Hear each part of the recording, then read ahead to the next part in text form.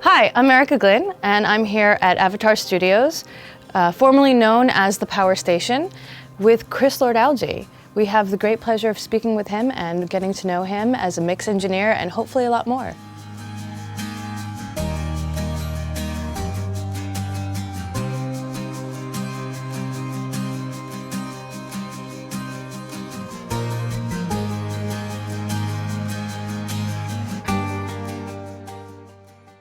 Hey, I know this console. I think I have one of these. Hello, Chris. Hi there. Welcome, Chris. Good to see you. Hi, Erica. Nice How's it going? Good, very good. Great to be here. Great studio. One of the last holdouts of rock and roll history here still.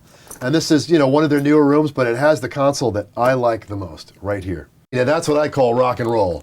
A 4K. You are originally a New Yorker, yes? Born and raised in New Jersey. I actually started in Jersey working at H&L Studios for Steve Jerome. And I was pretty young at the time. How young? 13? That's very young. Yeah, the School of Music is the best school. What were you listening to at the time? I mean, I think I was listening to Led Zeppelin and Deep Purple and Genesis, but my older brother gave me a cassette of Led Zeppelin 4, and I had this little small mono Panasonic cassette player that I listened to under my pillow. I must have been 9 or 10 or maybe 11 at the time. He was always pushing the hard rock on me to try, have me try out some new music. And I listened to it over and over. I really loved that record. But I got to Stairway to Heaven, and there was so many guitars on it, and there was so much production on it. I guess that's where I learned what production was. So I heard all this cool stuff on it. I'm like, wow, that's what I want to do. I want to make stuff that does that, which means experimenting and having fun. I didn't know how you could do it. I'm 11. I'm trying to figure out other things. So it was really cool that that was the thing that turned the switch to go from, well, I just like music to, I want to do that. How did you get into it at 13? Well, I was down in the basement with all Mom's equipment, and Mom is a jazz singer, of course, still living in Jersey.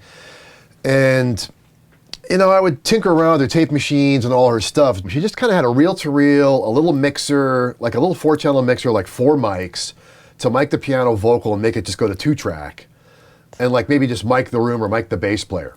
She would just rehearse in the living room with the tape machine, piano, her upright bass player, keyboard player, whoever would come hang out. They would rehearse before she could go do gigs. And I just saw the reel spinning and the record line on. He goes, oh, I gotta have that. And she'd come home and goes, where's my reel-to-reel? Oh, I'll bring it back up, Mom. Did you erase over my tape? No. And she really wanted to get her gear back and get me out of there. So she said, I know a guy, and this guy can help him. So they took me to H&L Studios. I met Steve Jerome within maybe an hour of talking to him. Said, yeah, let's start the kid out here. Can you work tomorrow? That's amazing. $50 a week. I mean, I wrapped more mic cables than I can count. That's where I started. What we were doing then was making, I would call it the early dance records of the 70s. We did all the R&B and Philly sessions for Hugo and Luigi, which were songwriters. They had their own record company. Mm-hmm. So in that time period, right after I was at Hugo and Luigi, then Sugar Hill bought H&L. Since I was on staff with H&L, the engineer Steve Jerome, he kind of went with the Sugar Hill thing. I think he was actually starting to work for them to begin with. But once H&L sold out, Sugar Hill took over, I became the house engineer or the house assistant to do all the Sugar Hill Gang and all those records that they started in the late 70s. So that became the birth of rap. And here I am young, and I'm just, I'm a little white boy around all these guys, They used to call me Porchy. And I befriended the whole band. It's a house band with the rappers, and there was all these different artists on the roster. So it was always the same 2 studios and always the same rhythm section, always the same people. And it was really exciting because you were tracking and overdubbing every day. It was fantastic. How did you end up at Unique? The thing about Sugar Hill was you were just basically working on anything signed to them. So I was dying to work on something outside their roster. And I don't know how it happened, but I ended up going to interview at Unique to get an assistant's job. And ended up getting a job there at the total ground floor, in Studio B on a small Soundcraft console on an 8-track multi-track, doing the smallest, most un-rock and roll sessions. I remember like it was like flutes and horns and not even a drum kit. But I was in there to win, so I was just in there to go for it. So it was kind of cool. And so how long were you at Unique for? I think like 4 or 5 years before they kicked me out. Definitely earned through the ranks.